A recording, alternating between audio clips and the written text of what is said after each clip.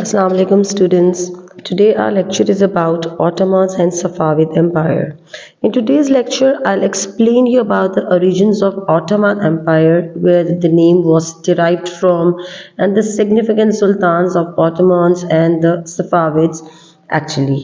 So be careful while listening to your lecture.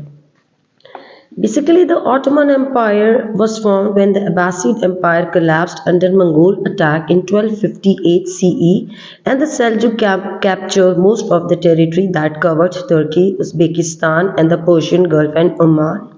The Ottoman Empire lasted for over 600 years from 1299 to 1922 CE, and it spread from Turkey to Southeast Europe, Western Asia, North Africa, and to Azerbaijan in the east.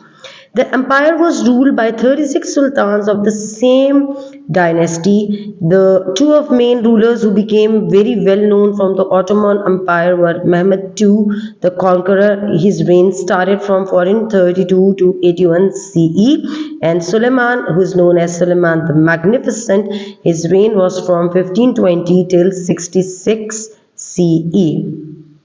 So basically the time when you can say that the Seljuks, they lost their control. So it was the time of the beginning of the Ottoman Empire. And from the name Ottoman, it comes from the westernized pronunciation Ottoman, by which name this dynasty is commonly known. In Turkish, it was called as the Osmaniya Sultanate. Now, as you know that there were firmans, and firmans were actually the rules, the code of laws that were made by King Mehmed.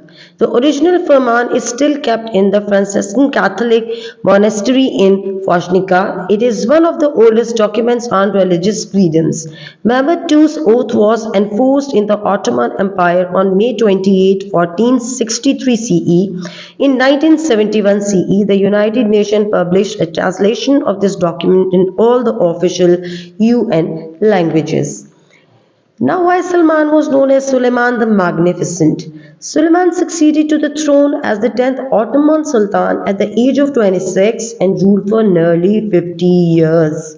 Suleiman is not known only for his expeditions but as lawgiver, and he was just a very justful king, and along with the Sharia laws of the Ottoman Empire, he made a legal system which was to last for 300 years.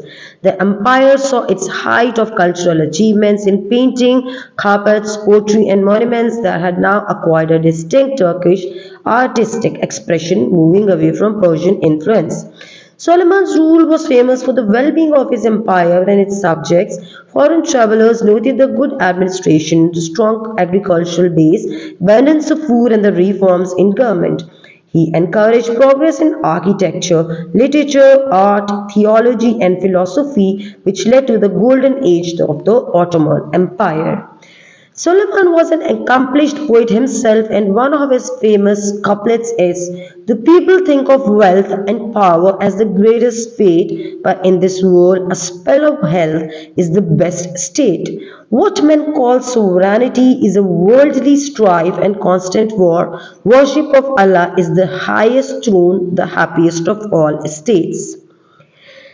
Now, the decline of Ottoman Empire, I'll tell you the reasons for that. At the time of Suleiman's death, the Ottoman Empire was one of the world's foremost powers. The major Muslim cities of Makkah Mukarramah, Medina Munawwara, Jerusalem, Damascus, and Baghdad, most of the North Africa, and many Balkan provinces were part of the Ottoman Empire. This expansion into Europe gave the Ottoman Turks a powerful presence in the European balance of power. However, in 1683 CE, an Ottoman army tried again to capture Vienna but failed, and expeditions in Europe were halted. Overall, the first 400 years of Ottoman rule were a model of tolerance, military expertise in both the army and navy, administration of a vast empire, and a proper legal system. Trade and commerce in a variety of goods from all over the world flourished, and the common people benefited from them. There was a peace and progress in the 18th century by the setting of a technical university in Istanbul and gradual modernization. However, the empire gradually declined because of weak rulers and the power struggles. This was the end of the Ottoman Empire, and as Safavids were the rivals of Ottomans and they were much more capable than the Ottomans, so their rule started just after the decline of the Ottoman Empire. The Safavid Empire of Persia was the strongest rival of Ottomans in the east, and it replaced the Persian Sassanid Empire, to whom the last Holy Rasul Hazrat Muhammad Mustafa, peace be upon him, had sent his emissaries.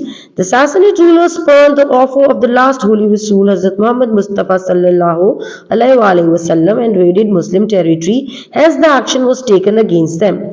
Persia was conquered during Hazrat Umar's Khilafat between 642 to 644 CE. He directed and controlled the expedition from Medina Munawwara many thousands of miles away, thus ending the Sassanid Empire, and Persia continued to remain a part of Umayyad and Abbasid empires, but eventually when these empires weakened, the Safavids took control of Persia. So basically the Safavid dynasty was founded in 1501 CE by Shah Ismail I of Azerbaijan, and the Safavid rule started just 25 years before the Mughal rulers began in India.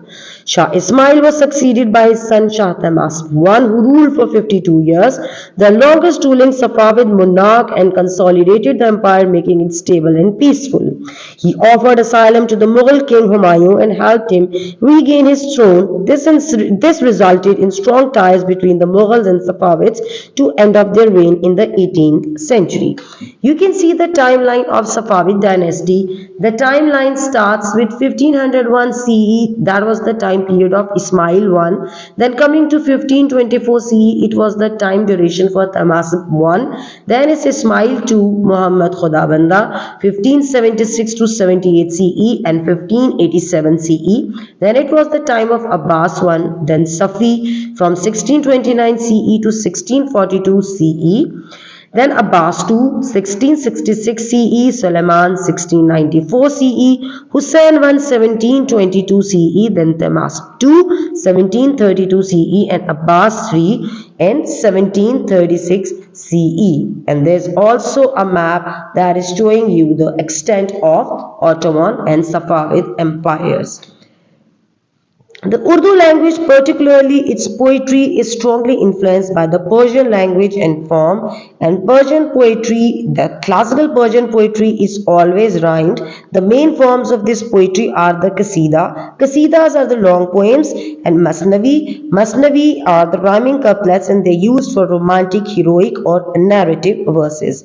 Then comes the Ghazal. Ghazals are the shorter poems, and they have 4 to 16 couplets with the poet's pen name in the last couplet. And Rubai. Rubai is a quatrain with a particular meter, and the plural of Rubai is Rubaiyat. The collection of a poet's work is known as the Diwan. So there were many Diwans that were written during the time of Safavid Empire. The most popular Persian poetry is by classical poets such as Firdausi, Hafiz, Sadi, Umar Khayyam, and Maulana Rumi. So this is the end of today's lecture. Thank you so much.